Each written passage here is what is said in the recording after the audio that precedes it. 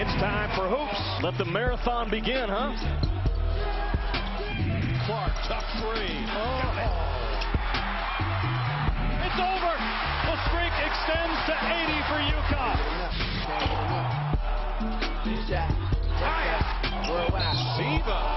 Wow. I can't get enough of what you got. You got you hit the spot. Try to let go, but I just cannot. So don't you stop. I need that. Stay up. Stay strong, because this day is long. Too much is not enough. The College Hoops Tip-Off Marathon. What were you doing at 4:05 in the morning? Well, in Lawrenceville, New Jersey, they're playing a little football. Why would you play football that early in the morning? Well, that's because it's game day. As the students began to file into Alumni Gymnasium for a 6 a.m. tip-off, this is the scene at 4:11. Free breakfast was served, of course, a lot of coffee as well, and they're fired up for their Bronx. Drexel makes the short trip over from Philadelphia. This is their third soiree in early morning hours in the tip-off marathon. Of course, at 5 a.m. they fully have a case of bronchitis, ready for a 6 a.m. tip-off.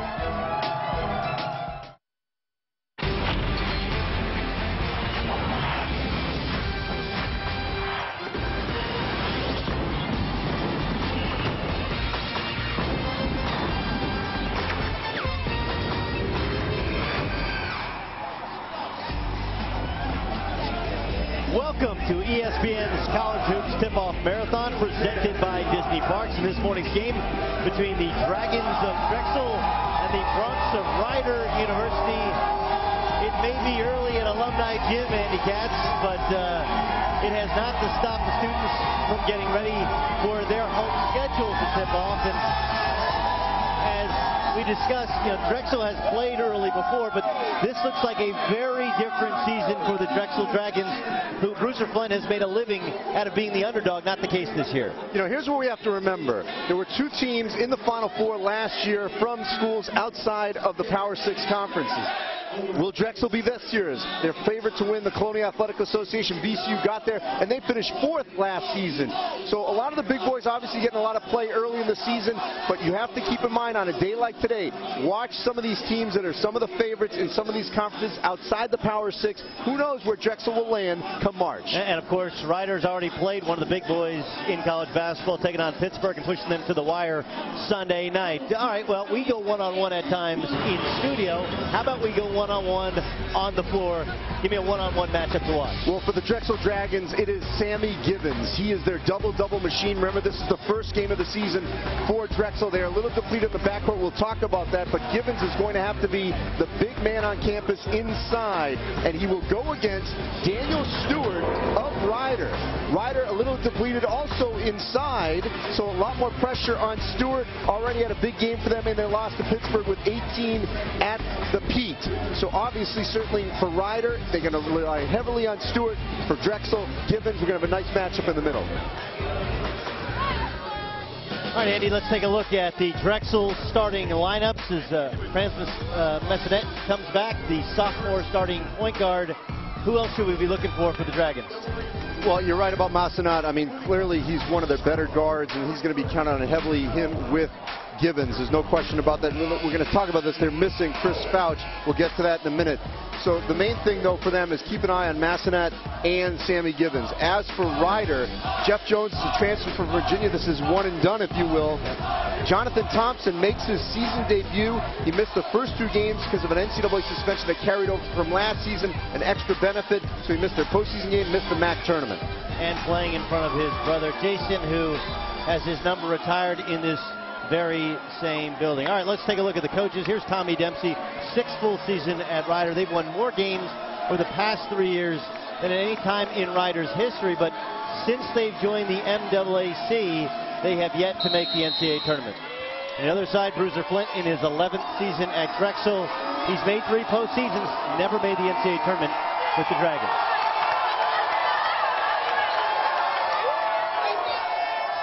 You're going to see a lot of things this morning and this afternoon. I'm not sure you're going to see a better atmosphere than we have at Alumni Gym, Andy, as we're underway and the Dragons off and running.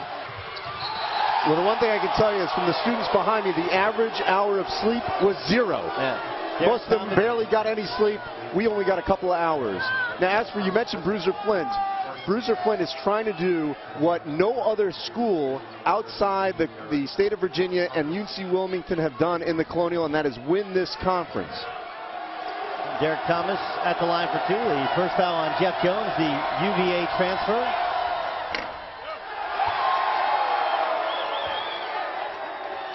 Thomas, the junior, a New Yorker, misses the first one. You know, shooting is the big key for Drexel this year. You ask anyone in this league.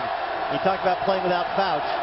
Drexel's got only 28 made three-point shots with Fouch on the lineup. But there, right off the bat, you see the rebounding for Drexel. That's how they're going to win this game. That's how they're going to survive in the Colonial, is their defense and their rebounding. As Bruiser was telling me, we just saw Derek Thomas miss those 2 free throws. Offense not his strong suit. He's more of a defender for them. Apparently somebody failed to tell him, huh? That's right.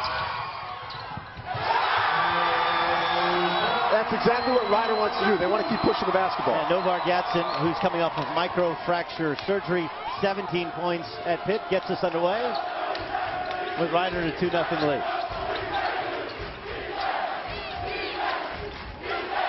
You know, would it be fair to compare Drexel's style as Daryl McCoy, another solid rebounder, big beefeater, fouled out 5 in the last 8 games for Drexel last year. Fair to compare Drexel and how they're going to have to play this year to Blaine Taylor's Old Dominion clubs? No, I think it's not just made it to the NCAA tournament, but won in the NCAA tournament? Very fair comparison. Shaka Smart, the VCU head coach, telling me that he thought that Drexel was as tough a defensive team as they faced throughout the course of even their run in the NCAA tournament. I don't think they want McCoy shooting that as much as we just saw in that last possession. Now you'll see a lot of ball screen offense. This is Anthony Miles with the basketball. Over to Jeff Jones.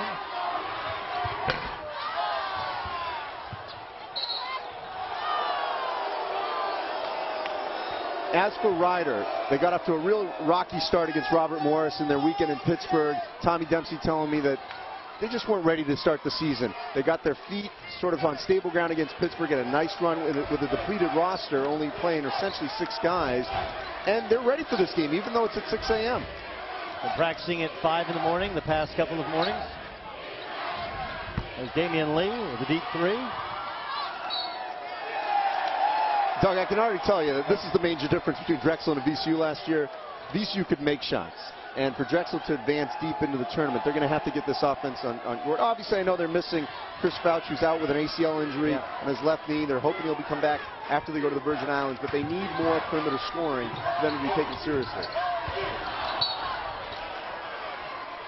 We are coming up on we're in our 7th hour of the college hoops tip-off marathon. Hour 7. We've already been out to Hawaii. Now we're back on the East Coast, and they're fired up in Alumni Gym as friends Masanat with the basketball. I mean Damian Lee.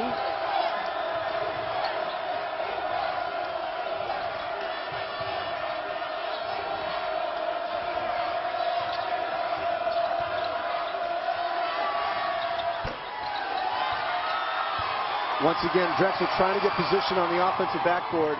Not able to do it, and Ryder's out and running. Jeff Jones is fearless, taking a deep 3. He had 15 the other night against Pittsburgh.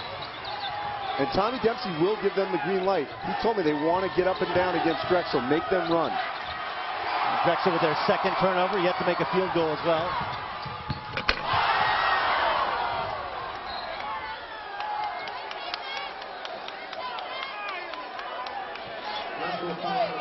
Ryder off in transition, Andy, and this is how they like to get their points. The alley-oop could not be converted by Daniel Stewart, but Stewart, the sophomore, a big-time athlete. 8 of Ryder's players are from Philly. Of course, these 2 teams matched up last year, went to overtime. We spoke about Fouch playing without him. He had the big 3s late. Turnover for Drexel. They're going to have to create some of their own points like that because their half-court offense not working well early. And Damian Lee with the run-through and the finish. Remember now, this is Drexel's first game. The old football saying is you improve more from your first to your second game. That's obviously the case. Damian Lee in full-time speed. The run-through. Best part is he has the balance to get his own miss and put it back. Nice body control on the follow-up. I'll tell you, first few minutes, Ryder certainly looks refreshed here at 6 in the morning. And you know, they played and didn't get home till 2 in the morning. They originally were going to charter, fly commercial, had problems with that, so they ended up busing back and forth to Pittsburgh. And Jeff Jones called for the travel. Interesting decision to leave Virginia for your senior year and transfer here to Ryder. Tony Bennett, in his 3rd season at UVA, expected to really make a run for the postseason. Now, if there's one issue that Sammy Givens has, the preseason first team All-CAA performer, as he gets his shot blocked, he's listed 6'5", he's probably 6'4". I mean, he's a classic sort of mid-major power forward. Ryder predicted to finish 4th in the MAC. That's the MAC with 2 A's, not the one with 1. And Fairfield predicted to win the MAC, loses at home to Providence last night. Tough loss for Sidney Johnson as he loses to the former Fairfield coach Ed Cooley of Providence. Iona, with the transfer Momo Jones from Arizona, also a favorite, and then Loyola Maryland after that. All right, Drexel's been practicing at 5 a.m. Last 2 days. But they have 2 turnovers, and they're 1 of 7 shooting. Is that the defense? Is that first game jitters, or is that the fact they're playing at 6 in the morning? I think it's a little bit, it's their first game, and Ryder's playing their 3rd. Gadsden with a miss. Massanet with a jumper, and it goes. Transition jumper. Drexel's half-court offense not doing well, so if they can get it in the transition, that'll work for them.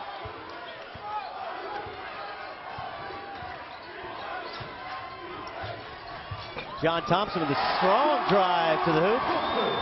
And this is, as we said, Jonathan Thompson's first game of the season, was suspended for the first couple of 5-game suspension that was carried over from last season for an extra benefit, some book issues with the NCAA.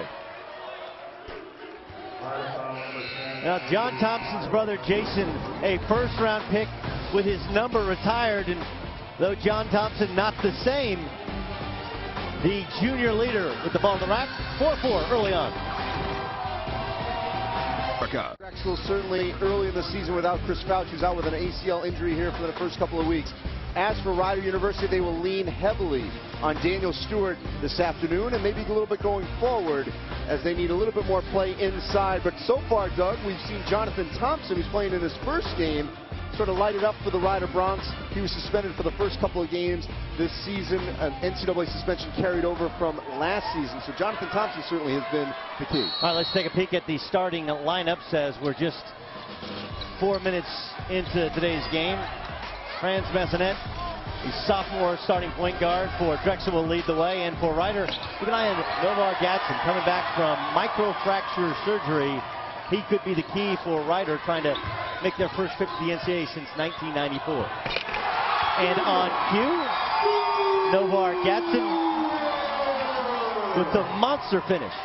Drexel's half-court defense, a little suspect there, and this has been sort of their mainstay. They've got to keep Rider out of the post. Early on in this game, it was the transition for Rider that was effective. If you're just waking up, this Drexel team was picked to win the Colonial Athletic Association. The CAA has given us George Mason to the Final Four and VCU last year to the Final Four.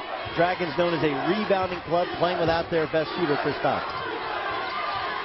A lot of the teams that you'll see throughout the course of this marathon will be bracket busters in March. May see another team outside the Power Six get to the Final Four. VCU and Butler last March. Anthony Miles with the miss, gets his own rebound. Looks like he'll get the ball back out of bounds. Now this is a Rider team that is a little bit depleted by injury, especially inside, so they're more perimeter-based, whereas Drexel is more interior-based. Fair? That is very fair. Dira Ndizima is a center, a junior center, and he is out with a concussion.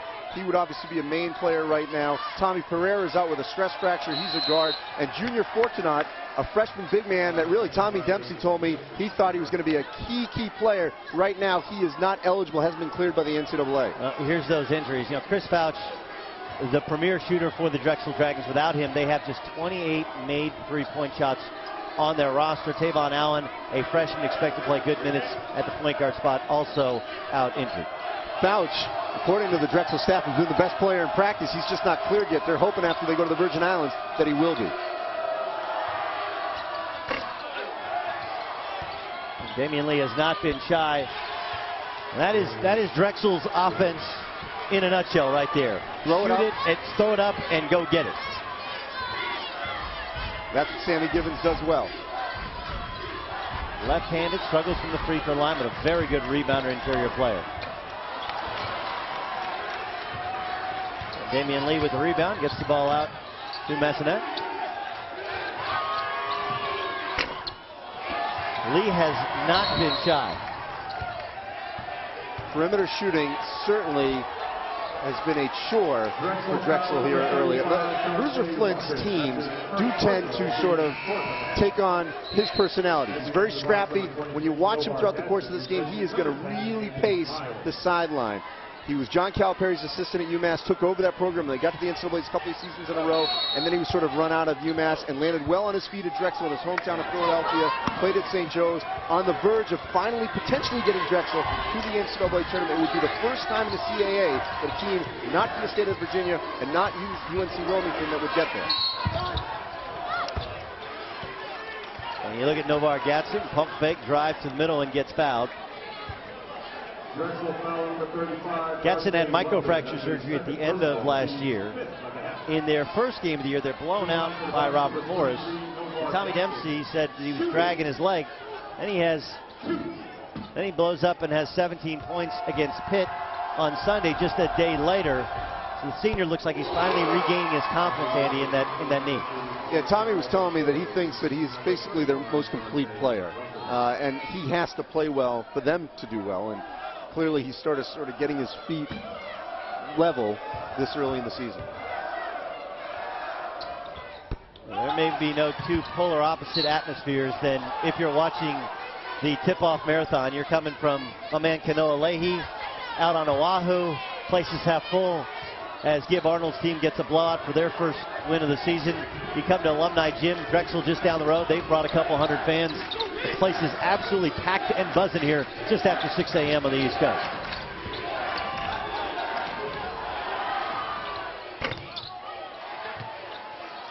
Massenet with the long three. Once again, Drexel's offense, Doug, is throw it up, get the rebound, get fouled. That's Daryl McCoy, just another big space eater inside. Ball's deflected. Drexel's going to get the ball out of bounds. There's a stage. Went out of bounds, almost fouled. There's a stage just behind that basket, so the Rider students just hang over and whisper sweet nothings into the ears of the Dragons. A lot of the students behind me told me their average sleep was 0. That's the number of hours. How was your sleep? I had about 2.5 hours. The world wants to know, more importantly, how did Andy Katz sleep last night? Not very well. I was up last night with John Calipari and Bill Self in New York City.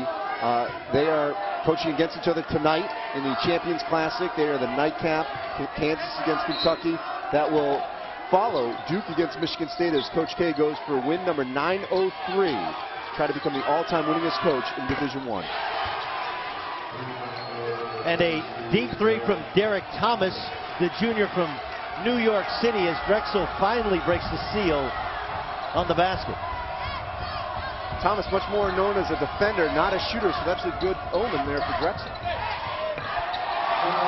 They are struggling to guard Novar Gatson. Got a couple free throws and then that drive to the basket. A little bit surprising, Doug, because their half-court defense has been their strength, and yet Rider having their way getting into the post. And Daryl McCoy called for the charge. The Hartford, Connecticut native, played at Hartford Public. McCoy with his second personal foul. Of course, Darte Ruffin also gets his second. A little bit of a shove, but... You have a problem with the call? No, I don't. Okay. I mean, the elbow went out. Our officiating crew up early this morning as well. Brian Dorsey, Robert Riley, Andrew Mira as well. I didn't check their sleep numbers.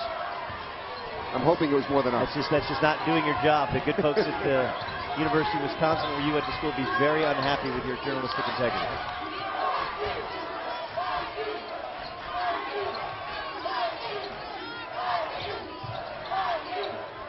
Jeff Jones, the Virginia transfer. As Gatson gets his shot blocked. There's that interior defense for Drexel that they need to have to win a game like this.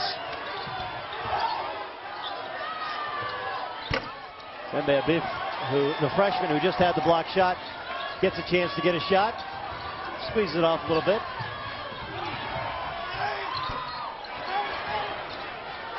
One shot for Ryder. Eddie Mitchell turned the basketball over several times. Turned it over when he first came into the game several times against Robert Morris with that miss.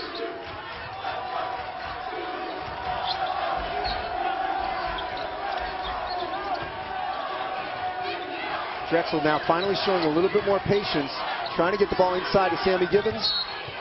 And a foul. He establishes his post presence. All right, so we're just after 6 in the morning. It's 9-all. Team struggling on the floor, but that hasn't stopped both the student bodies from getting into this game, getting crazy. 9-all, left to go. First half. Well, this was the scene just after 4 o'clock in the morning, Lawrenceville, New Jersey. The students staying up all night, not to study for a test, not to give the New York Jets a look at the Denver Broncos zone read option. No. To get ready for game day. Alumni Gymnasium, 411. They serve breakfast, they serve coffee, they serve muffins, and then 5 a.m. a little bit before they open the doors, and the Bronx Zoo is open for business. That's Bronx, B-R-O-N-C-S Zoo. Good morning to you. It's the College Hoops Tip-Off Marathon. He's Andy Katz. I'm Doug Gottlieb. Now, normally I'm in that chair. Normally you're patrolling the sidelines and giving us updates. But now all of a sudden we get a chance to call a 6 a.m. game, and what an atmosphere in Lawrenceville, New Jersey. You know, I get a lot of coaches tell me, you know, would we play the 6 a.m. game? And most of them say, yes, they would. Yeah. And it's schools like this, in the Colonial and the MAC, that certainly are looking for the exposure. Remember, last season, VCU out of the Colonial made the Final Four, and they finished 4th. MAC teams like Fairfield, like Iona, like Loyola, like Ryder, all have a chance to win this regular season. Remember, St. Peter's won the conference tournament last year. These are the kind of teams that you have to look at when you get to your bracket. They could bust your bracket. And we've already seen tonight teams outside, I say tonight, last night, over to tonight, outside the Power Six, Gonzaga, St. Mary's, that we're going to have to keep an eye on throughout the course of the season.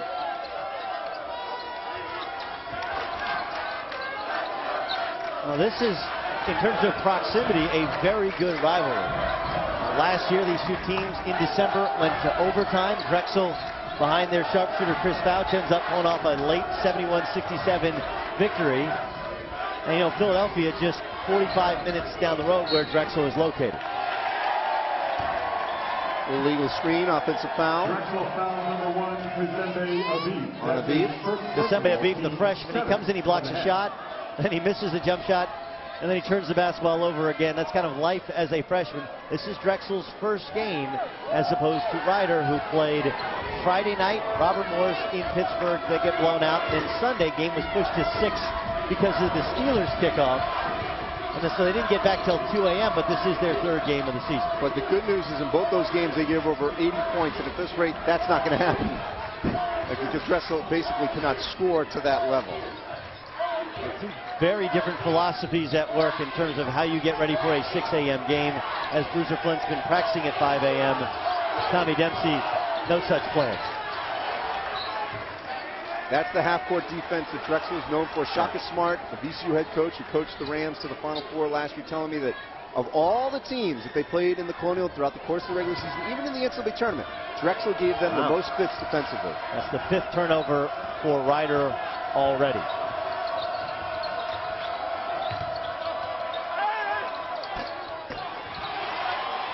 Sammy Gibbons inside.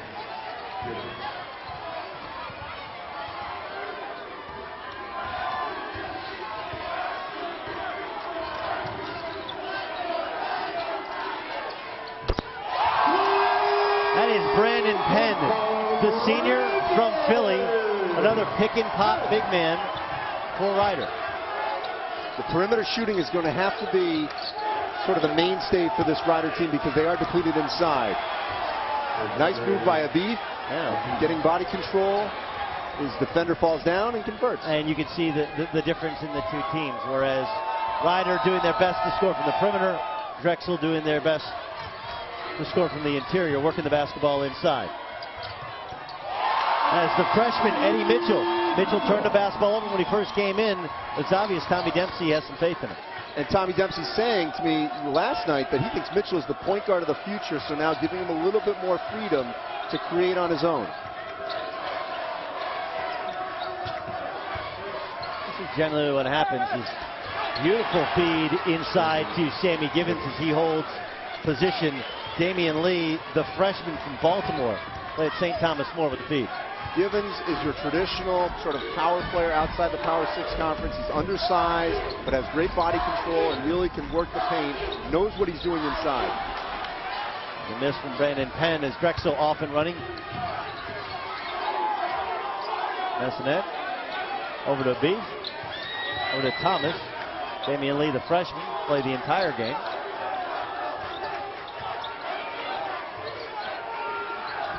They're going to rotate Givens all around that lane. Now they're looking at a beef inside, but Givens is right there in the right spot. And as you pointed out, Offensive foul on a beef. Derek Thomas not known as a jump shooter, a beef with his second personal foul. If you look down at the bottom of your screen at what's called, that's called the score bug. A little TV 101, Drexel 15, Ryder 14. At the bottom, always looking to try and increase the amount of information you have watching at home. You see the bonus, you see the number of timeouts, but also the bonus right next to Ryder's name. They are in the bonus shooting free throws.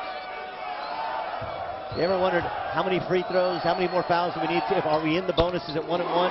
Is it the 1+ bonus? There's your answer. Anthony Miles at the line, and Dempsey had said that this is one of their better recruits that they've had coming straight out of high school. They expect huge things out of him. He had a monster game in that 86-78 loss to Pitt. He scored 20 points, 7 of 10 shooting. If they can get that kind of production out of Miles, they've got a great shot to challenge Iona, Fairfield, and Loyola in this MAC regular season run. We're seeing a matchup zone now here from Ryder. It feels like there's going to be a lot of zones in the future of the Drexel Dragons, no? I think you certainly should zone them. This is a team that's going to struggle. We got to keep hammering home, though, that Chris Fouch, their best perimeter player, is out with an ACL injury in his left knee. Damian Lee not scared at all. There's a shot of Chris Fouch. And Fouch has been one of their best players in practice. They're hoping he can be cleared here within the next couple of weeks after the team gets back. Beautiful finish. Miles getting his shot blocked by a biff.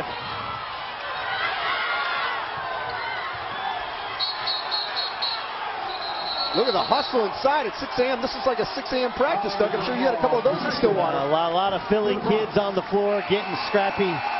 Rideau get the ball at a break. Drexel started 3 of 14, but 5 of 8-6. The Dragons hit to win the CAA, finally finding their legs from the inside, and then the freshman Damian Lee from the outside. Dragons up 2. ESPN's exclusive presentation of college basketball is presented by Disney Parks. Don't wait, let the memories begin. And in part by Toyota. We are in our 7th hour, not of partying here at Rider University, no, the 7th hour of the college basketball tip-off marathon, live from the Bronx Zoo in Alumni Gymnasium. I don't even know what that guy was eating. I don't even want to know. Something on a stick. All right, we're currently in our 7th hour. On a stick. The first basket scored was at 12:03 a.m. Eastern time. I know, but if there's one performer so far of the 374 points scored, how about Kevin Pangos of Gonzaga, the freshman, 33 against Wazoo. Once again, Gonzaga finds quality guards that can shoot the basketball. And Kevin Pangos certainly scoring very well for the Zags. They are the favorite in the WCC. I think you could make the argument they may be one of the best teams, obviously, out west.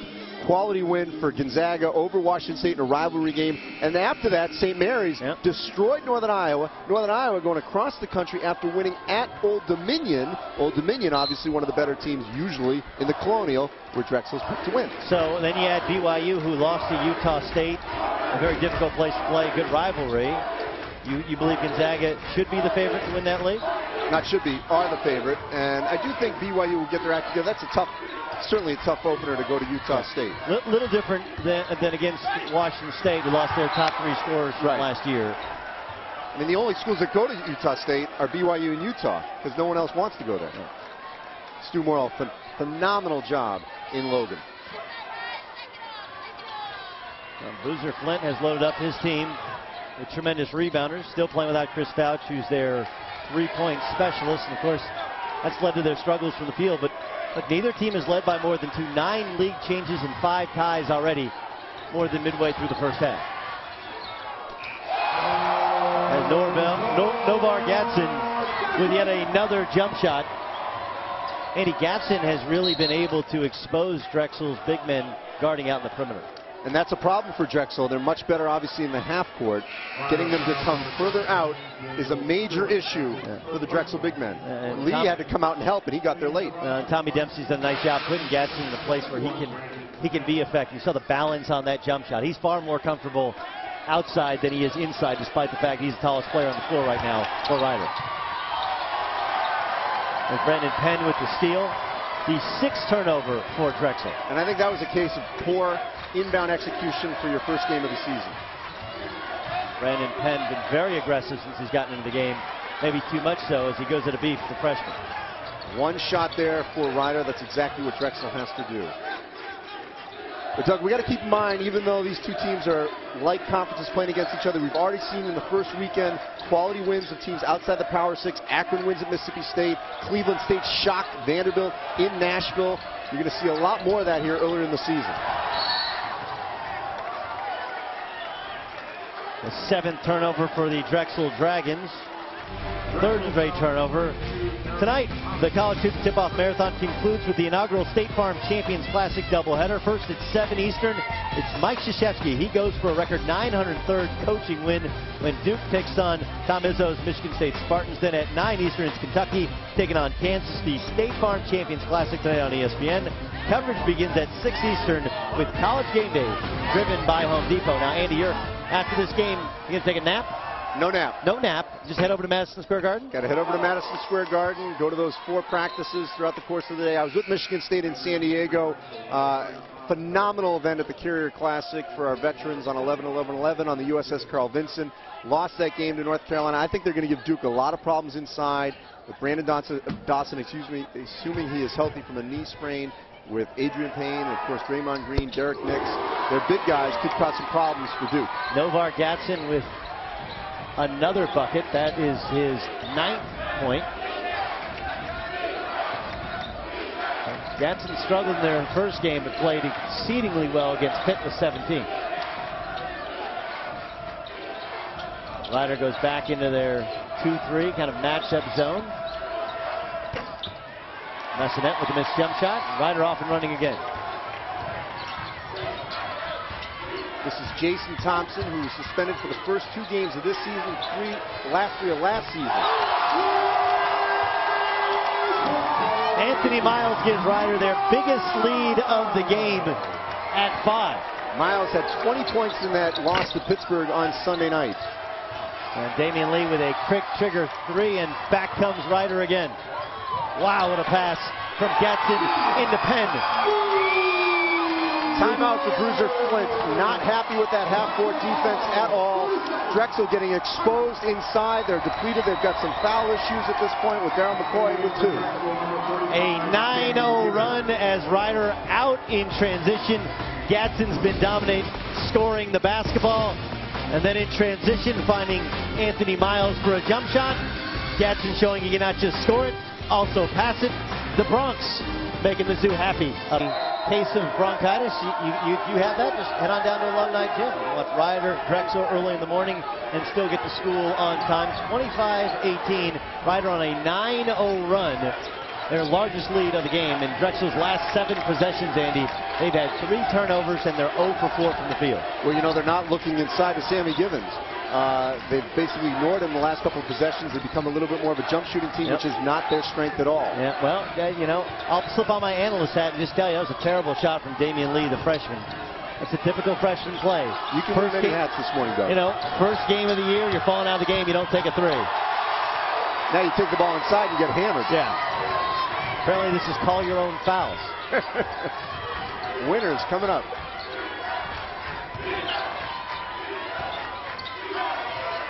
Jeff Jones, the Virginia transfer. And Lee gets caught grabbing a little jersey. of Brandon Penn. Doug, you know how early this game is? You know how early this game is, Doug? Are you like comedian? How early is it? This game is so early that Tommy Dempsey Jr., Tommy's son, who's a 5th grader, can make the first bell.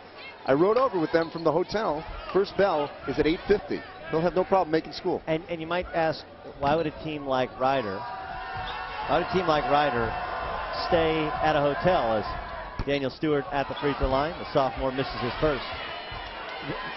The answer is pretty simple. It was so wild on campus, a campus of 5,000 people, because they're trying to keep the students up instead of trying to wake people up, that he said, let's just get them off campus, put them in a hotel. We'll see if Tommy Jr. makes that first bell. They win. I think he can be late. They lose. He's got to be there on time, no? Now, Tommy's the only one of the family that came over, stayed with his dad in his hotel room last night. His 3 siblings are at home watching this with their mom.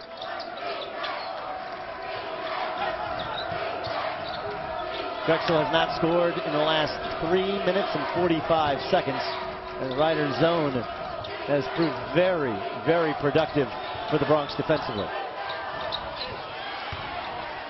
And a nice high-low pass from Darte Ruffin to Damian Lee. As Drexel stops the bleeding. And with McCoy having 2 fouls, you're going to see a little bit more of Ruffin, but you can see Ruffin's got some great size, taller, a little stronger than Sammy Givens, but certainly not as polished. Anthony Miles with the air ball. A little bit of steam taken off of Ryder's 9-0 run, but still up 6, 3.5 to go. Drexel struggling to score in Lawrenceville. ESPN's exclusive presentation of college basketball is brought to you by BMW, the ultimate driving machine. And whether you're just getting in or just waking up, good morning to you. A balmy 60-degree November day in Lawrenceville, New Jersey. 80% humidity. Rain expected in the forecast, but with Andy Katz, I'm Doug Gottlieb. It stayed away, and what an atmosphere. This is the second smallest gymnasium in Division I basketball, but it is filled to the brim for a 6 a.m. tip-off. Ryder up 6 on the Drexel Dragons. Drexel picked to win the Colonial. Of course, the Colonial has given us George Mason and VCU in the Final Four in the last half-decade. Great commitment by the students getting up early. A lot of them did not sleep. And, you know, you can be a little interactive here, Doug. You're at Gottlieb Show. I'm at ESPN Andy Katz. Nathan Muckey already tweeting saying, quote, I've watched every second of the marathon. He's a huge KU fan. He'd love to be in MSG tonight with some assistance. Sorry, can't help you there. I'm not giving up my credential.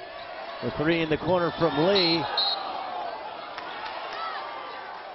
As Brandon Penn tried to call a timeout, Daniel Stewart tried to call a timeout, falling to the ground.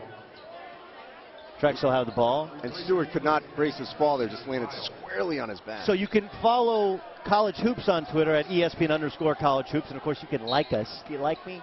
You like me? ESPN College Hoops. If I was on Facebook, I would. You're not on Facebook? I'm not on Facebook. Wow. My wife is, though. Okay, good to know. Good to know. Darte Ruffin, his 3rd personal foul, as Drexel starting to really accrue those fouls. Yep. You got 3 on Ruffin. You've got 2 on Daryl McCoy. They cannot afford to have any more big men go down. And I love the look of Bruiser Flint, because about 3 plays ago, his freshman Damian Lee drove in and got hammered. A felony in 3 states, nothing was called, and yet here Darte Ruffin picks up his 3rd personal foul. Brew is one of the more animated coaches on the sideline. Loves to pace that sideline. The coach's box cannot contain Bruiser Flint. That's Brandon Penn, the 2nd straight air ball for Ryder at the offensive end. Anthony Miles, before the break, shot an air ball, was subsequently taken out of the game. And Brandon Penn, a 3-point shooting threat, despite being 6'8", airballs that one. You know, we just showed Bruiser. I still think he had one of the more difficult jobs ever, taking over for John Calipari at UMass after Calipari took the Minutemen to the Final Four. Frank Messinet with the drive and the bucket last year, getting the start as a freshman, nearly a 2-to-1 assist-to-turnover ratio. And that was a big question for the Dragons last year. And, of course, now in his 2nd year, you'd expect him to score a little bit more. Brandon Penn. Nice little finger roll there to get it in. Set it up because he's a jump shooter, and then the ball fake and the drive and the finger roll. And you mentioned Messinet with Chris Fouch out with that ACL injury for another couple of weeks. He's going to have to be much more of a perimeter scorer. And a beautiful feed from Derek Thomas to Sammy Givens. Inside to Sammy Givens. Givens gets it down low. You can pretty much count it as 2 points. Gadsden thought he got hit on the end by Givens. Ryder had complete control, Andy. 3 untimely jump shots. Of course, Penn did have the drive in the middle. Seems to allow Drexel to stabilize itself, see if they get the ball inside to Givens.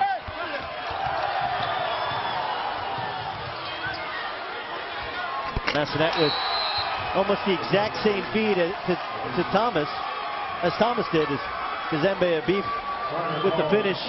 Now Ryder's going to call a timeout up too. What I think Tommy's a little bit upset here is that Ryder's not taking control when they get a turnover. They're being a little bit too anxious. You see Sammy Givens getting his shot blocked, only about 6'4½". But like you said, anxious, leaking out.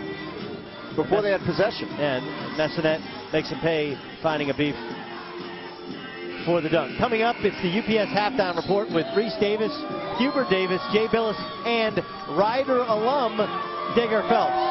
They'll talk about the defending champs in action. UConn, how did they look going back last night? Coach K's record climb, and a Kansas-Kentucky preview.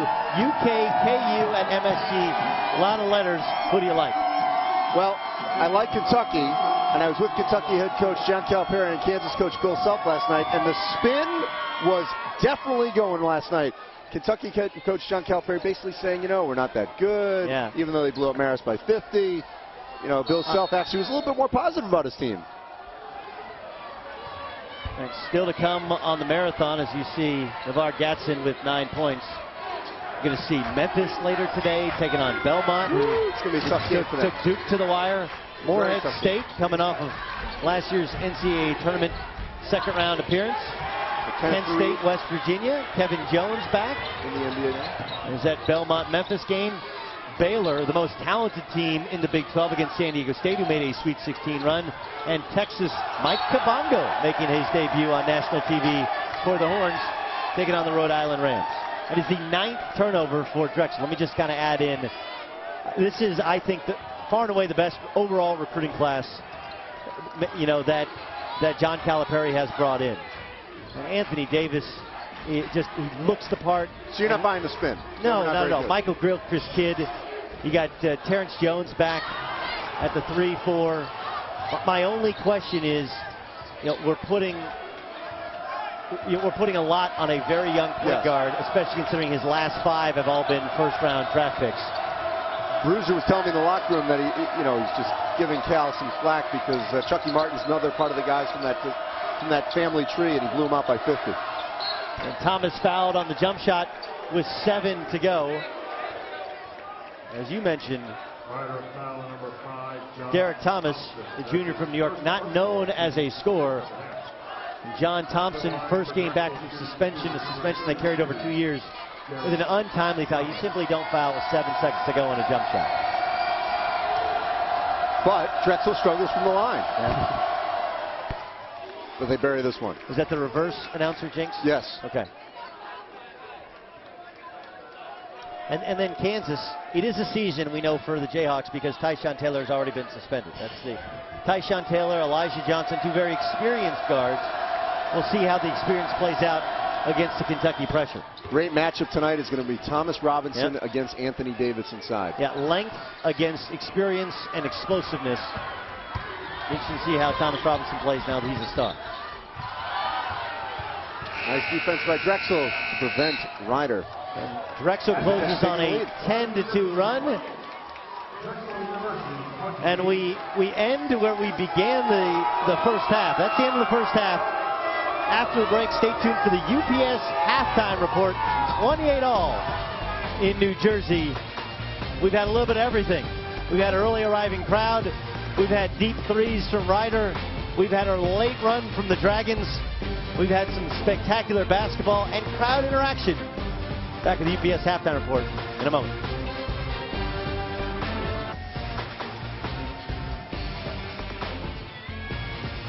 We're in the 8th hour of of the college hoops tip-off marathon, 28 all, as the Drexel Dragons taking on the Rider Bronx. Drexel picked to win the Colonial Athletic Association, and there's a Starbucks inside Alumni Gymnasium here on the campus of Rider. So I ask you, Andy, I am a triple venti, a 3-pump vanilla soy iced coffee. Venti, 3-pump vanilla soy iced coffee guy. What's your order going to be? You're so high maintenance. I'm more that's just a large saying. Iced coffee with 3 pumps of vanilla, so I got a little bit of sugar, a little bit of sweetness. You're like Larry David here. You're very curb. Go ahead. So what are you going to have? I just would go for an orange juice and a little oatmeal. I don't drink coffee. An orange juice. And a little oatmeal. All right, you can see why we get along so well. First half, Drexel only led for 1:45 in the first half. They were down as many as 8 points after a 9-0 run from Rider. How did Drexel stabilize themselves? Well, they got back to their core, which is get the ball inside to Sammy Givens, look inside. They're not a good perimeter shooting team, certainly not without Chris Fouch. They're 2 for 10 on threes. Rider not much better. They're 2 for 10 as well on threes. But Rider's done a much better job getting out in transition and being able to score and be a little bit more opportunistic on the break. All right, I'm going to put on the analyst hat just for a second. And a lot made up. Wear a lot of hats. Oh, a lot made of playing at 6 in the morning. And the getting up is hard. The warm-ups are hard. The first couple minutes are hard. Your chest is on fire. But now you're in a basketball game. And if you're Drexel, a team that dreams of making the NCAA tournament for the first time since they've joined the Colonial Athletic Association, for the first time under Bruiser Flint, and since the first time they joined the CAA. Since they joined the CAA. This is a game which you don't want to lose. You want to look good on national TV, despite everything else that's going in. And here's the deal. Everyone loves to talk about how important the college football regular season is. For teams like this, the college basketball regular season is extremely important because you've got to start to build your resume. It doesn't mean you're not going to make the NCAA tournament if you lose this game, but losses on the road certainly can start to add up against teams that maybe you should beat. Franz Messinet with 2 made free throws as Drexel retakes the lead. So for about 2 minutes of this game, Drexel has led the sophomore point guard, picking up John Thompson defensively. Now, if there's one player that should be rusty a little travel there, unforced turnover, it should be Jonathan Thompson because this is his first game. Rider had already played 2 previous games against Robert Morrison Pitt. He was suspended by the NCAA, a 5-game suspension, missing the last couple of games last season, including the postseason game, for an extra benefit in dealing with some books. So if anyone's going to be rusty, it would be Jonathan Thompson. No relation, by the way, to Ryan Thompson and Jason Thompson, who have played here at Rider. And of course, Jason Thompson, the former first-round draft pick, who has the #1 retired, is in attendance. He doesn't have much to do with the NBA being locked out. And he plays for the Sacramento Kings when he does play. And whenever they do play, Jimmer Fredette will make his debut from BYU. With 2 former John Calipari proteges. And I will bring up Jimmer Fredette because Chris Fouch, who's out for Drexel, who's out with the ACL injury. I like it. There's Jason Thompson. There's Jason Thompson, as you mentioned. Chris Fouch, very, very, very close friends with Kemba Walker from UConn. What did that have to do with Jimmer Fredette? They fought each other basically for the Player of the Year honors. Okay. Not literally. Okay, that was interesting. That 6 degrees from Kevin Bacon that I tried? Listen, I was trying to bring it full circle to tonight's game, Kentucky, Kansas, Michigan State, Duke. But, listen, yours is a little bit of a reach as well. I went lockout is when I went. You mentioned Jason Thompson from the Kings. I mentioned Jimmer Fredette and Kemba Walker, who aren't playing right now when they should be in college because there is no NBA. That is Sammy Givens, who is a preseason first-team All-CAA selection, and that is his office getting loose. If Drexel can hold on and win this game, this will be a huge, huge win for the Dragons because they don't have Chris Fouch, who's out with the ACL, and they don't have Tavon Allen, a freshman who's expected to, if not start, score a ton for them or score quite a bit. He's out with a sprained right toe. So basically, their backcourt with Franz Messinet, at least there are 3 key guys, 2 of those 3 guys not playing today. And there's Chris Fouch, who tore his ACL last year. And the Drexel coaching staff saying that he's the best player in practice, and they kind of want the trainer to get him onto the court. He will supposedly, after their tournament in the Virgin Islands, where they more than likely will play Virginia. And Tommy Pereira is actually in uniform tonight for Rider, a very good shooter from England, will give them added depth off the bench. Now, you saw on that screen Dira Ndizoma, who's out with a concussion.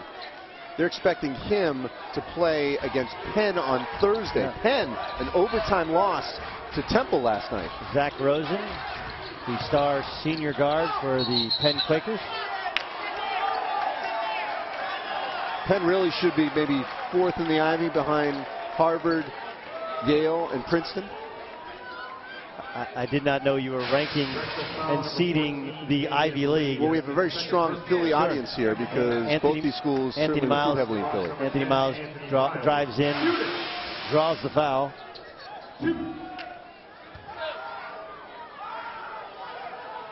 Damian Lee's second. You know, Doug, sometimes people are volume shooters. I'm going to be a volume of information. Yeah. That's what I'm trying to do. Well, Miles is a bit of a volume shooter. Came in averaging 20, kind of blew up as they went to Pittsburgh over the weekend. And had 20. Tight game for Jamie Dixon there. 86-78. What are your thoughts on Pitt this year? I think they'll be right in the thick of the Big East behind UConn and Syracuse. Louisville with a ton of injuries. Mike Mara out for the season with an ACL injury, so I think Louisville's going to drop back a couple of pegs. Sammy Givens with the finish, going strong to his left hand. And Givens with his second straight bucket. You got to give a shout out to the Drexel faithful that made it up from Philly. Givens gets the ball just off the short 17 or the elbow, drives to his strong left hand. That's the second bucket at that exact same angle as he draws the foul on Brandon Penn. Now, he's poor free throw shoot, just 57% last year. Weaverfield likes to leave him in at the end of games, though. And he is going to get fouled quite a bit. So the fact that he can complete a three-point play, obviously huge for the Dragons. 13 for the senior from Philly. Ooh. One shot for Ryder. That's what Drexel likes to do. Eddie Mitchell, the freshman, with an untimely shot. Oh, he's just a man among boys. A man among boys. There were 3 Ryder defenders coming in to collapse on Sammy Givens. Great body control to finish that play. All right, so if you stayed up all night and watched these games and we're pumping Sammy Givens, like, I don't get it. He's a 6'4" post. Watch that is a man move. A little push off, gets smacked in the arm, goes up and finish, and one for fun. Drexel, the favorite to win the Colonial Athletic Association, the same conference that produced VCU that made it to the Final Four. VCU finished 4th last season in the Colonial, and yet they went on the run to the Final Four. We'll see if Drexel has that kind of run in them once they are complete. They're certainly not without Fouch and Allen at this point. And Drexel on a 19-3 run dating back to the first half, when they trailed by as many as 8. But didn't convert that free throw. That's the problem with Givens. You've got to complete the three-point play. Did the first time, didn't this time. Well, the energy defensively far different for the Dragons.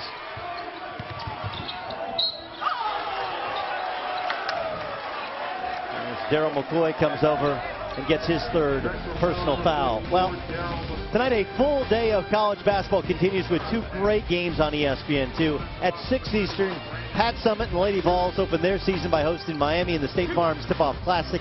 Then at 8 Eastern, 2 top 10 ranked teams meet as Florida heads to Columbus to take on Jared Sullinger and the Ohio State Buckeyes. The tip-off marathon presented by Disney Parks continues tonight on ESPN2. And last year that was a blowout down in Gainesville at the O-Dome. We'll see if Florida can repay the favor. I'll be in studio for that one tonight in Bristol. Great game from Jared Sullinger. I was at that game last year in Gainesville, but the guard play from Florida certainly, I think, will be their strength. Mike Rosario, the Rutgers transfer, had 19 points in their opening game. Bradley Beal, impact newcomer. As for Tennessee's women, Pat Summitt, I think, is going to be an inspiration for us all as she battles the early onset stages of Alzheimer's.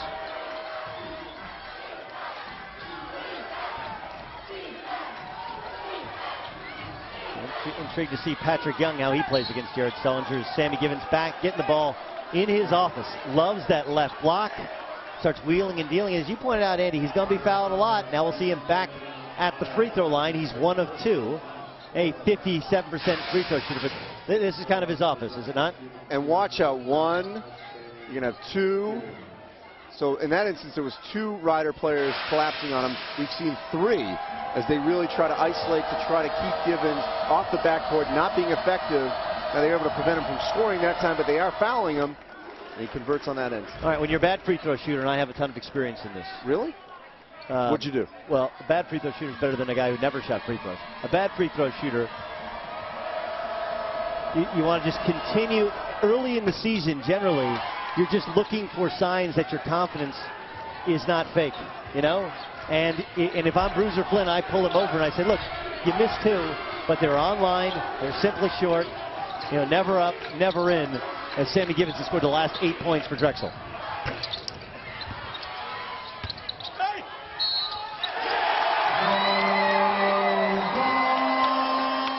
Over Gadsden with the bucket inside. He'll go to the line. Doug, Gadsden's going to go to the free throw line here. You mentioned free throw shooting. What is the toughest part of converting a free throw? Yeah, honestly, the crowd, it's all, for me at least, it was all in my mind. It was all in my body. You'd go up there, you step up to the line, and your body at times would just go numb. It was like stage fright for me. I don't think the crowd has any impact on it at all. I don't know anybody. It never had any effect on me. Matter of fact, when I was at Oklahoma State, it used to get so quiet that I said something about it in the media, and then my senior year they started chanting my name to try and loosen me up, and it sort of worked for a while.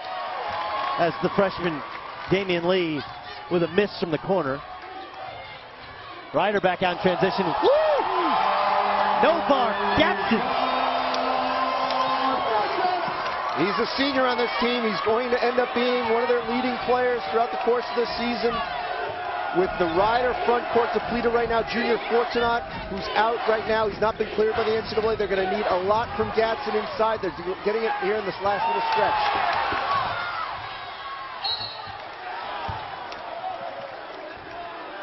And Franz Massenet will go to the free throw line, but Novar Gadsden, senior in transition, a spin, a finger roll, a finish. Franz very much alive. Down 3, 15 and change to go in Jersey. Good morning, welcome back to Lawrenceville, New Jersey. Let's look at today's side-by-side brought to you by Brother Printers.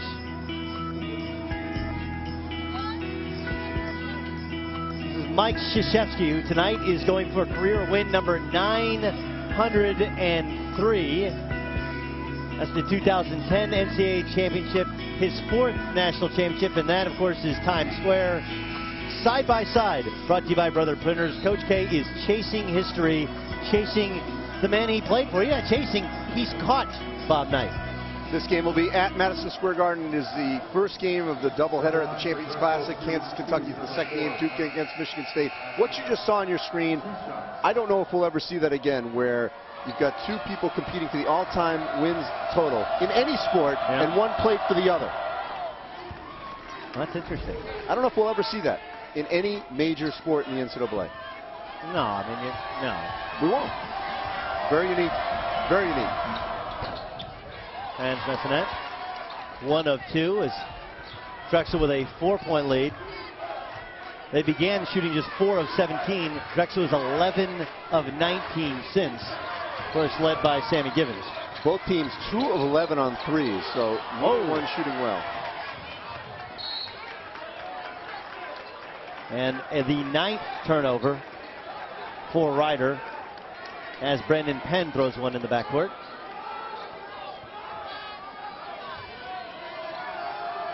Forced turnover by the Dragons. Their defense is their mainstay. That's what's going to get them a potential CAA title. It's funny, we take a look at Mike Krzyzewski and Bob Knight, and the interesting thing is the 2 coach very different styles. Very different styles. Both. You know, Mike Krzyzewski was much earlier to embrace the three-point shot. Defensively, though, Krzyzewski's teams extended a whole lot more than Indiana did. Both man-to-man teams. A lot more freedom at Duke than Indiana. A lot more freedom at Duke than Indiana. Although late at Texas Tech, Bob Knight allowed his players a lot more freedom than he ever did at IU or at Army. Both coaches have been Olympic coaches. Yeah. Mike Krzyzewski continuing in that role as the United States national team coach. He'll coach the Olympians in 2012 in London, although if there is no NBA season, that could be a little dicey as to how that roster will pan out.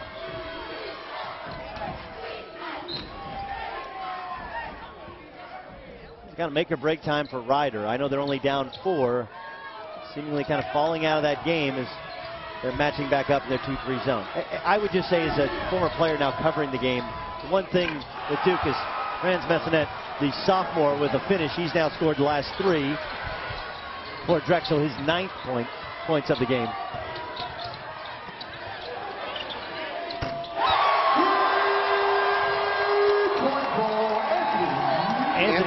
Anthony Jones with a deep 3. The percentage of plays that Duke gives their effort at the defensive end, I think, is what separates them. Although I do think at times they fall in love with pressure defense a little bit too much. I'll tell you what Duke also doesn't do. They don't lose games that they're not supposed to lose, the way Vandy lost to Cleveland State. Sure. He has them locked in for every single opponent. Or UCLA loses to Loyola Marymount as Sammy Givens with a putback and a finish. That is a man rebound. He's only 6'4.5", 6'5". He gets it inside. If you're going to block his shot, you're probably going to get fouled as a defender. That's his 18th points of the game. I think you got to keep in mind that this Ryder team is hardly complete. Yeah. Jones with a deep 3 and a miss. But Brandon Penn with the putback and the finish. As Messenet is hurt. Take a second look here, Andy. Franz Messenet, the sophomore point guard, inside boxing out, in good position. Nothing to break his fall.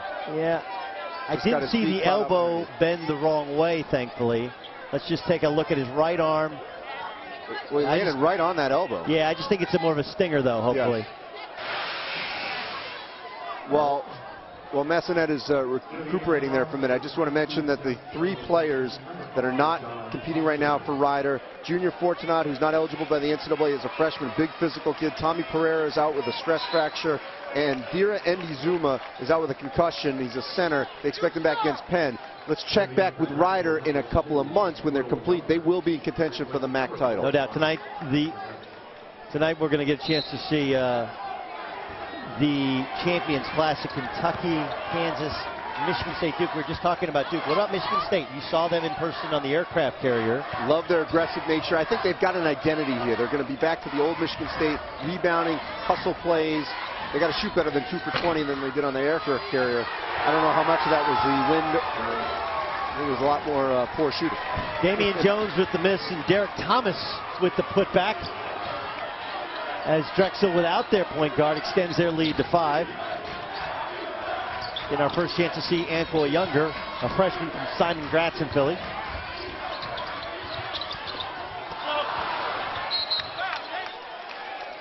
Too many bunnies, too many easy ones missed as Brandon Penn, nice little up and under move. Penn misses and then commits his 3rd personal foul, Andy. Yeah, I think Michigan State, people do have a misperception, though, of Michigan State when they're at their best. They always had great wings that ran the floor very, very well, and always had at least 1 or 2 stretch the floor shooters. I think where is their offense going to come from is my question about Michigan State. And then for Duke, no real point guard. They're freshening some errors from Belmont. No true back to the basket scorer. I'll be intrigued to see what we see in that Michigan State Duke matchup. Well, I can tell you that Tom Izzo said this, and you can sense it, that Michigan State's got a lot more chemistry than they had a year ago. All right, tonight the college hoops tip-off marathon concludes with the inaugural State Farm Champions Classic doubleheader. At first, at 7 Eastern time, Mike Krzyzewski goes for a record 903rd coaching win when Duke takes on Michigan State. Then at 9, it's Kentucky taking on Kansas, the State Farm Champions Classic. Tonight on ESPN, coverage begins 6 Eastern time with College Game Day driven by State Farm. And that is a 3-year agreement for this Champions Classic. They play tonight at Madison Square Garden. Next year, it's in Atlanta, which is the site of the 2013 Final Four. And then the 3rd year, it's in Chicago. Bill Self of Kansas telling me last night he hopes they extend it well beyond that. He wants to keep playing Kansas, Michigan State, and Kentucky, Michigan State, and Duke. It's great to see some of the premier teams in college basketball play one another. Speaking of premier teams playing one another, now this may be getting a little bit ahead of ourselves with all the things we have today. But the Maui Invitational has 5 teams, of the 8 that will go to Maui that have won a national championship. I mean, that's remarkable. And let's played in the Final Four. Michigan, Georgetown, and on and on and on. Just an unbelievable wealth of talent. Duke, Memphis. I will say this, a little house cleaning here. UCLA, one of those teams, you mentioned they lost Loyola Marymount. Reeves Nelson, late last night, was suspended indefinitely by Ben Howland. That's a big hit to this UCLA team. They've got to get back on the winning track. They go to Maui in a loaded field. It's kind of looking like a couple years ago where things are unraveling a little bit early for the Bruins. They'll take on Middle Tennessee tonight. Sammy Givens makes 1 of 2. He has 19 points. Andy Katz, Doug Gottlieb, courtside. Alumni Gymnasium, Lawrenceville, New Jersey. Ryder out of the MAC taking on Drexel, the preseason favorite from the Colonial Athletic Association. A 6 a.m. tip time. The gym has been filled. The court has been alive with energy well before tip. You wouldn't know it's 6 a.m. when this game started. Certainly wouldn't know that it's past 7 o'clock right now. And you see Bruiser Flint routine in front of his bench in the second half. I'm sure he wants that ball thrown inside on every possession. Darte Ruffin, another wide body inside, trying to create position. Doesn't need to. When Messinet can hit the 3. Franz Messinet with a 3. That's his 12 points of the game. Only the 3rd three-pointer for either team so far.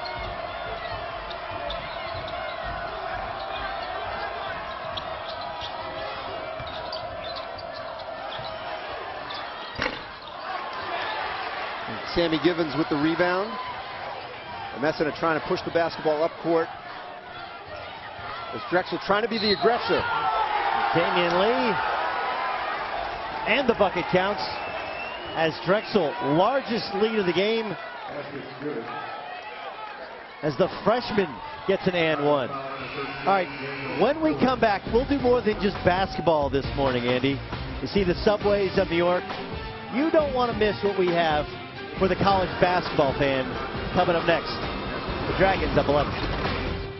Morning to you. Doug Gottlieb, Andy Katz in Lawrenceville, New Jersey. That is Grand Central Station, which is just across the river from New Jersey.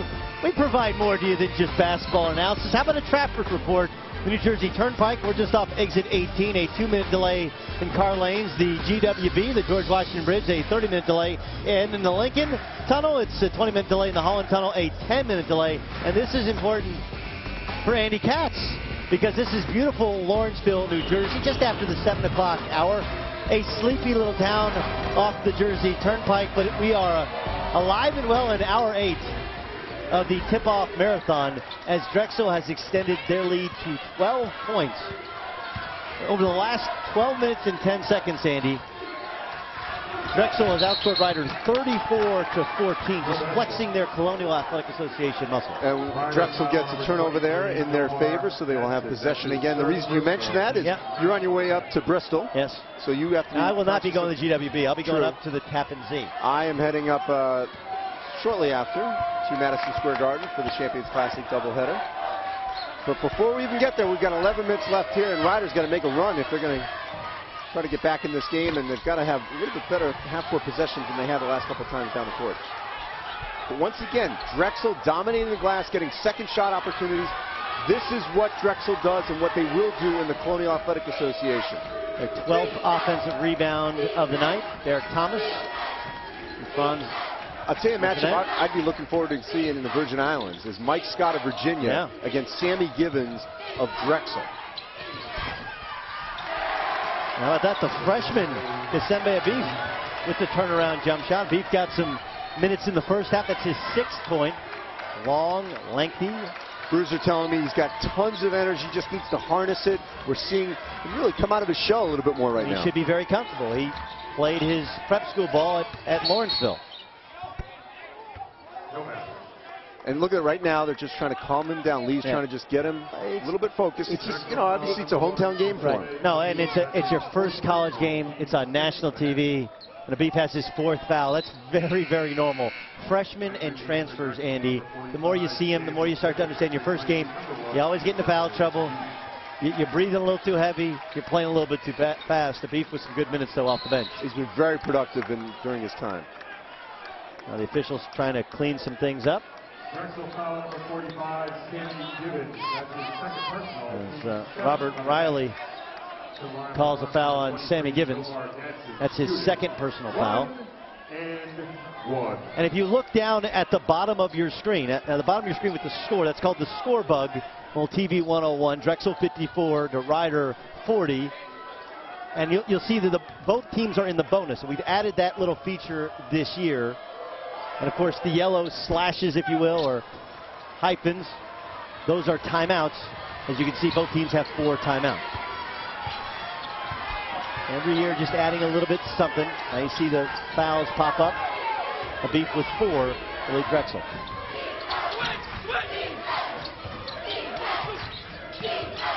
Riders changed defenses a little bit. Now they're back to their man-to-man, trying to keep Sammy Givens away from the basketball. A physical, sagging man-to-man defense. Remember, Drexel playing without their star three-point shooter, Chris Bouch.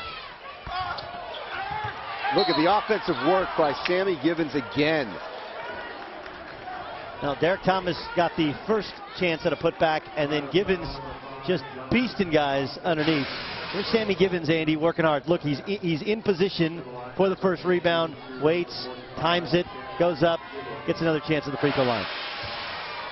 You know, it's amazing, Doug. Obviously, you've been around the game your whole life, and so often you hear that rebounding is never about height. No. You know, people think, oh, just because you have taller players, you're going to be able to board. Givens is a great example of that. Yep. It's about position. Position. Also, you know, how long your arms are. Desire to some degree. Hey, you have to read the basketball.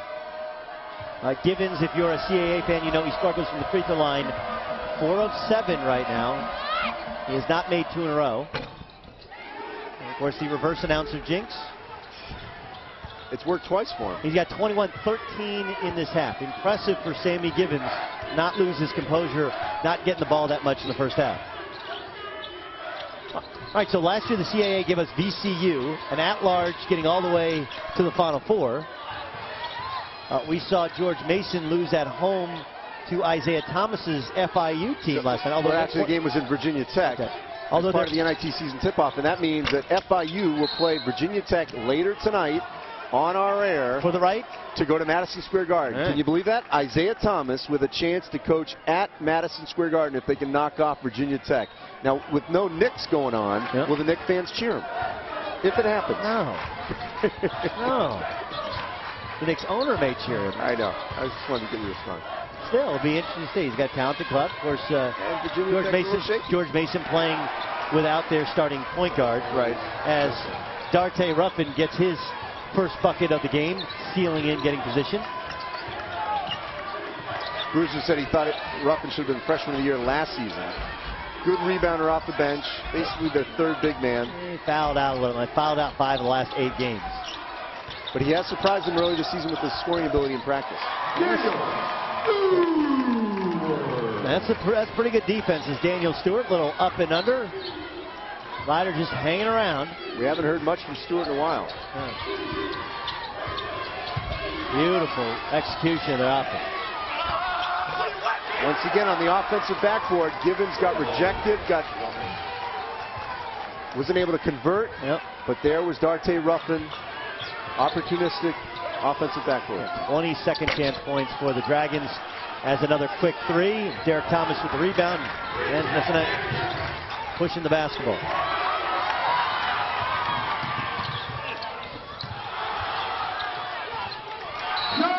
John Thompson with the finish off the steal and miss from Brandon Penn. That's Thompson's fourth point of the game.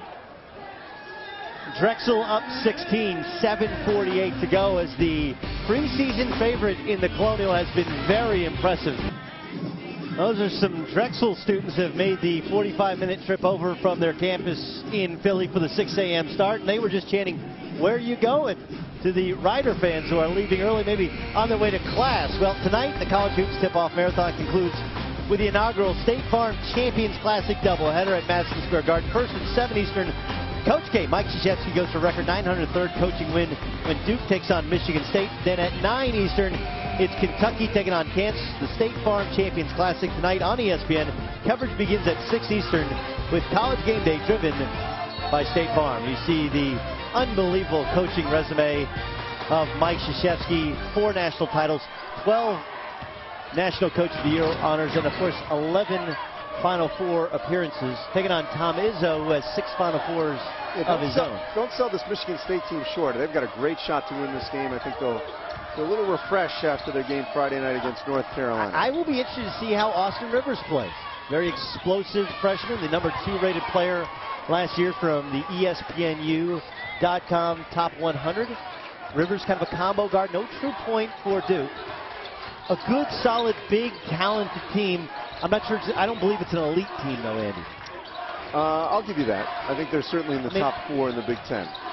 Kansas, Kentucky, though, certainly will be an interesting matchup. I think Anthony Davis against Thomas Robinson inside. All right, we'll give you our thoughts on the top 4 teams in the country and who some sleepers are out there as we continue from Lawrenceville, New Jersey. Drexel impressive in the second half. Welcome back to Lawrenceville, New Jersey, where the Drexel Dragons out of the CAA are up 16 on the Ryder Bronx from the MAAC. With Andy Katz, I'm Doug Gottlieb. A quick shout out to Joe Saniscation, a student here at Ryder, who was kind enough to get me a Starbucks coffee early in the morning. Hope you had your morning coffee already. Andy, we've seen Drexel, a team picked to win the CAA, but how about we kind of give a broader perspective? Top 4 teams in college basketball. Do you agree with the rankings, with those top 4 teams being the best 4? Yes, North Carolina, I saw them Friday night. Certainly they've got the talent to win the national championship. We'll see Kentucky later tonight against Kansas. They've got as much talent as anyone in the country. I think Ohio State and UConn are a fair 3-4 with Jared Sullinger, the best player in the country, potentially inside for Ohio State. And UConn, Jeremy Lamb, already becoming a big-time star for the Huskies. They got a shot to compete for the national championship yet again. I'm intrigued to see Ohio State. Shannon Scott comes in, a freshman. How Aaron Kraft, how he kind of elevates himself in his second year, a tremendous defensive player. Can he step up kind of his offensive game? I think he's a very good leader. And then Deshaun Thomas, who came off the bench for them last year. We assume he'll start this year. And they still have William Buford, a very, very good scorer. They need scoring around Jared Sullinger. And then I want to see if Sullinger maintains his weight losses. John Thompson at the free throw line. Speaking of scoring, Jonathan Thompson has to keep doing that for Ryder, and this is his first game back after a 2-game suspension this season, 3 last season. All for an extra benefit. And Sammy Gibbons with a quick overthrow. When we look at our top 10, Syracuse is a team, Doug. They've been very impressive early. They're playing in the NIT season tip-off. They're a team that certainly could get to the Final Four. Louisville's had a ton of injuries. I'm really intrigued by Florida. See how they do against Ohio State later today. If you're not on ESPN.com, you may have missed that Mike Mara, who averaged about 6.5 a game, very good 3-point shooter for Louisville, is going to miss the season with a torn ACL. Like a yearly MASH unit for Rick Pitino the past 3 years with all the injuries. All right, so it's a 14-point game, Doug. Yep. 6:30 left. A little bit of a lull from Drexel right now. They've got some foul issues. What does Ryder have to do now to sort of take over this game? Well, I think they're doing it as Tommy Dempsey has put them in full court pressure. And you see down at the bottom of the screen, just below the point totals, both teams are in the bonus, the double bonus. That's the little stud next to the bonus. So John Thompson getting a chance to add 2 points. And a 7-0 run here for Ryder. You pick up full court. And you remember, it's a 35-second shot clock. You want to limit Drexel to 1 shot, make them shoot jump shots, and then get out and run. Ryder the aggressive on the offensive backboard as Jonathan Thompson makes 1 of 2 free throws. Now, Anthony Miles has been a very good scorer for Ryder. And that is not really John Thompson's game as a shooter. That's more Miles' game. As Miles misses, and the putback. You know, in our last time out, Drexel was dominating Ryder on the backboard 40-28, but in these last couple possessions, it's been Ryder that has gotten second and third shots to get themselves back into the game, get the crowd going a little bit more, and have momentum going in their direction. And Daniel Stewart with the putback and 1, a chance to cut the lead to 10 after a timeout as Bruiser Flynn is called a TO. We'll take a short break with Ryder down 11, but on a 9-0 run. Back in Lawrenceville, New Jersey, with Drexel up 60-49. Daniel Stewart at the line, a chance to cut the lead to 10.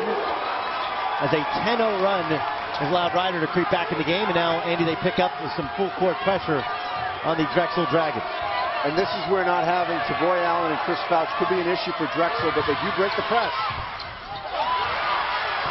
But they can't convert.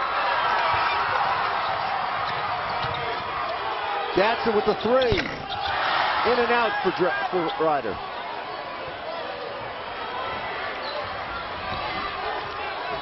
Vance Messinette getting Drexel back into their offense. The sophomore point guard. The all-freshman team last year in the Colonial Athletic Association. Dezembe Abif, the freshman. Damian Lee up top.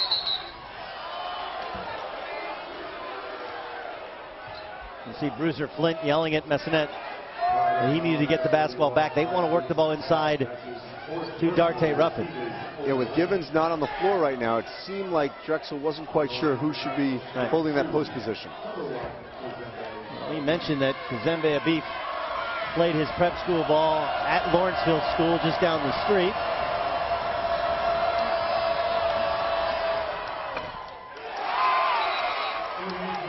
This is Abif's first Division I college basketball game, and what's interesting, Doug, is that this is also Drexel's first game of the season. They're in a little bit of a tight situation, whereas Rider came back strong on Pittsburgh. They've been in this kind of a gritty late game situation.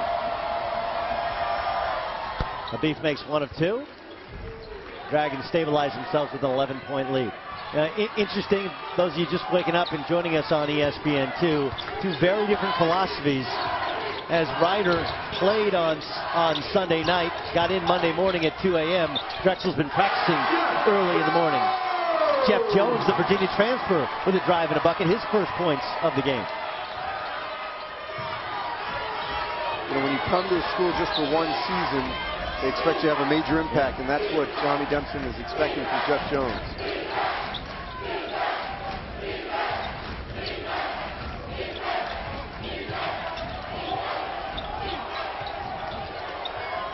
Derek Thomas looking to get the ball to Darte Ruffin. Internet resets.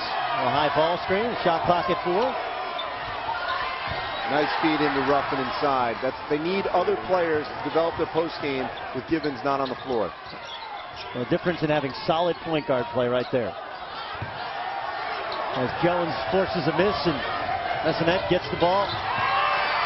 Try to go behind his back. And an intentional foul on Messinette. It's a good call. Messinette had the basketball looking up the floor instead of advancing the ball, gets the ball stolen by John Thompson. Bruiser Flint not happy, but it's a good call. Watch as he loses the ball, Andy. He's going to grab the jersey of Jonathan Thompson. You can just see Bruiser Flint's reaction. 2 shots and the ball. Cardinal sin for the sophomore. And at 63-52, this is a great opportunity for Rider to get this game within single digits. Got to make your free throws. Yep. And get that momentum into the final 4 minutes. We haven't heard from Novar Gatson in a while. Thompson suspended 5 games by the NCAA for an off-the-court violation dating back to last year. Last 3 games of last year, first 2 games of this year. Now, both those free throws were way short, Doug. You putting any of that into the early morning hours or no? He's not a very good shooter, so. No matter what time of day? No, you've been playing for 2 hours now. Your system's up and going. As away from the ball, Damian Lee whistled for the foul, the freshman. Maybe some good learning, some good teaching moments for Drexel, Andy, but I can tell you, an intentional foul on a breakaway when you're up 11 and then fouling away from the ball with 4 seconds gone off the shot clock from Damian Lee is a bad foul from Drexel. Well, they're just simply allowing Rider to get back into the game. Jeff Jones, the Virginia transfer. Rider now 14 of 23 from the free throw line, just 8 of 15 this half. Jones has struggled today shooting the basketball.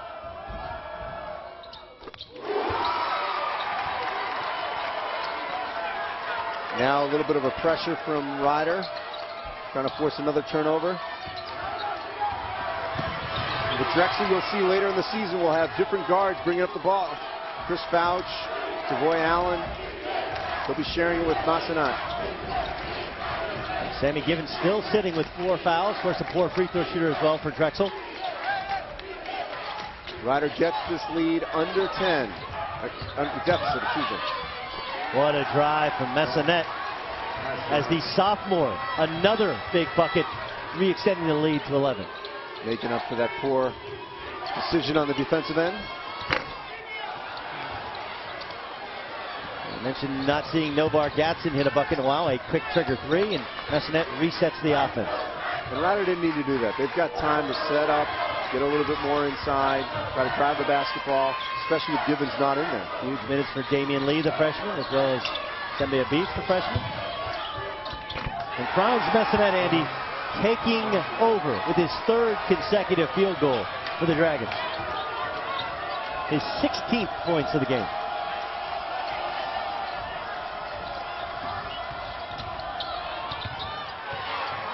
Messinet picks up the steal, up to Damian Lee with the finish.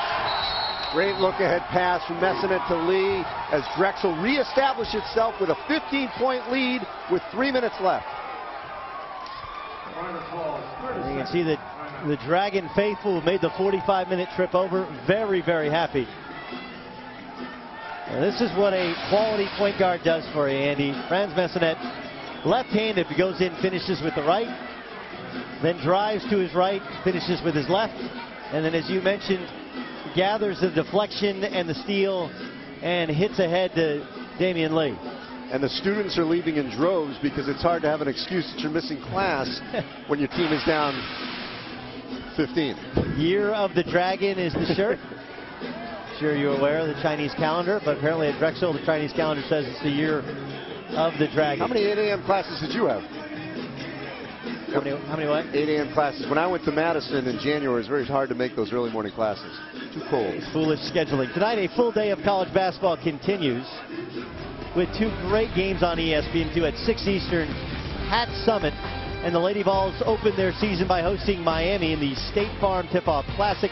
Then at 8 Eastern, 2 top 10 ranked teams meet as Florida takes on Jared Sullinger and the Ohio State Buckeyes. Tip-Off Marathon presented by Disney Parks continues tonight on ESPN2. Mike Rosario was the leading scorer for Florida in their last time out. Coming up the bench. Played at Rutgers. Playing down the road from here. State. But I'm just saying, yes. Played down the road here at Rutgers. McDonald's All-American. Florida goes to Rutgers on December 29th. That's got to be a weird game. That's got to be a hard game to play. Now, when I transferred, I badly wanted to play Notre Dame for about the first year, and then I wanted no part of it. It's just the emotions are very, very, you know. I'm sure Jeff Jones wants to play against Virginia. Slip and the turnover as John Thompson turns the ball over, appears dejected. And he should be, as Ryder has reasserted control of the game. Up 15, 2:47 to go. ESPN's exclusive presentation of college basketball is presented by Disney Parks. Don't wait, let the memories begin. And in part by Toyota. Back here in Lawrenceville, New Jersey, this is the Ryder Sports Hall of Fame, and that is Richard Digger Phelps, who played here back in 1963. And of course, Digger went on to coaching fame at Notre Dame before becoming our coach at ESPN. We're in the 9th hour of the ESPN College Basketball Tip-Off Marathon. The Drexel Dragons have owned the last 22 minutes with a 51-28 advantage over those past 22 minutes. With Andy Katz, I'm Doug Gottlieb. And you see Tommy Dempsey in the old how bad do you want to be a coach, Andy? Yes. His last high school coaching job was with the one-year stint with the Wyoming Seminary High School. How bad do you want to be a coach? From there, he went to Keystone College, to Lackawanna College, where he was the National Junior College Association runner-up, and then he's taken over at Drexel. They've had a better 3-year run than any time in Ryder history. Last 4 years, 23, 19, 17, and 23 wins. But no NCAA tournaments, and as he told, I think, both of us in different conversations, at this level, you're generally judged by one thing, and it's not the number of wins at the end of the year. It's did you make the NCAA tournament? And to this point, though they made the CIT, the college basketball insider.com invitational 2 of the past 3 years, hasn't made that tournament.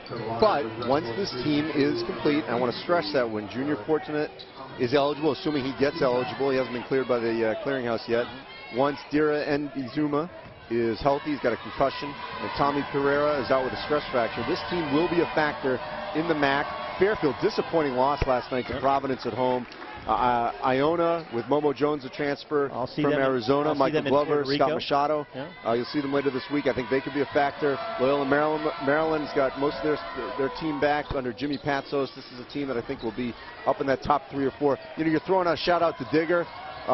There is a Drexel connection, certainly to ESPN. Chris McKendry later on in SportsCenter. She played tennis, class of 90 at Drexel. Her brother Dan McKendry, soccer player in '89 at Drexel. And Daniel Stewart with the finish.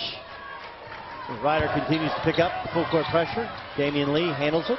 The freshman to the sophomore, Franz Messinet. Dante Ruffin, big minutes down the stretch as Sammy Givens has been saddled with 4 fouls. So they're Givens back in the game. There's Ruffin. Now, if you're going to beat Drexel, you have to stop them from getting paint points. Andy, that's their 48th paint point of the game. 48 out of 73. And they'll have more balance once Chris Fouch and Tiboy Allen are healthy. A little late for Anthony Miles, but we saw a little of that in their loss to Pittsburgh on Sunday night. But I like Dante Ruffin. I mean, he's got a big body. He can hold his position. Nice compliment to Sammy Givens inside. All right, game outside of the Champions Classic, which you're headed to, that you're most looking forward to.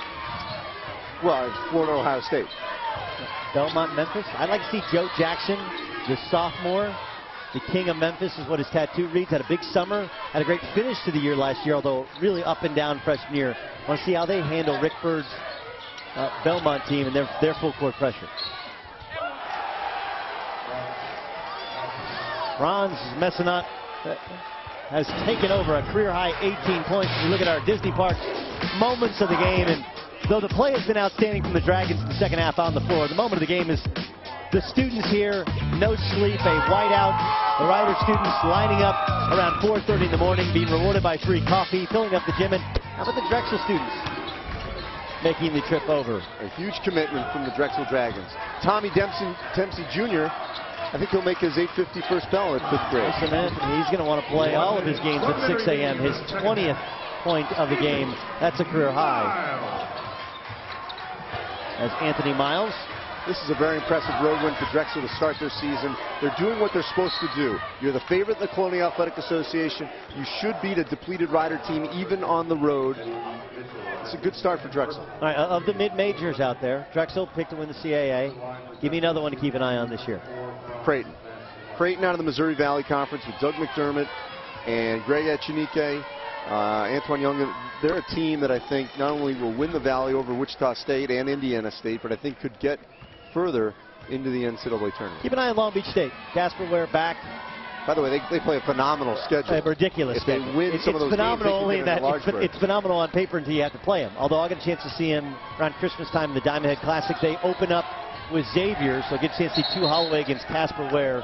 2 very, very good point guards, players of the year respectively in their conference last year. Bruiser Flint working that coaching box as he always does. Bruiser told me he's got to race home his daughter Jada Flint's 16th birthday today. And Franz Messinet fouls out with a career high 21 points, 5 rebounds, 4 assists. Messinet, what a start to his sophomore year. And this is a Drexel team that traditionally faded in February. Yes. Last year they won 8 of 10 down the stretch. But now how will he do when you have Chris Fouch and Tiboy Allen? I think he should do much better. He'll spread out the floor. He's not a shooter. He's more of a driver slasher. I think he'll do very well. My big question was, could he score? Because last year he wasn't called on to score. Without Fouch now having 21 points, drives the basket into the free throw line. He'll do, Fouch has the type of respect in that league to where he takes one guy, maybe even a guy a half away from the defense. We see Chris Fouch recovering Tiboy Allen right there from tearing an ACL last year. Allen with a toe injury, although his toe is not broken, despite the fact Bruiser Flint told you it was broken. Yes, wrong information. He had the wrong foot. So. Yeah, wrong foot. And he had Fouch's wrong knee. but other than that, Bruiser Flint. Besides that, Bruiser Flint totally on top of his team. Good thing I talked to him.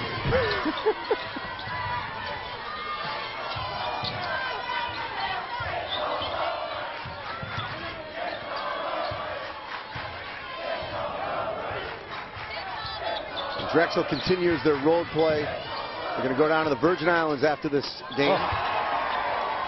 Just one more big bucket. That's Damian Lee, the freshman, with his 14th point in his first game of his career. Didn't hit a three, but played well defensively.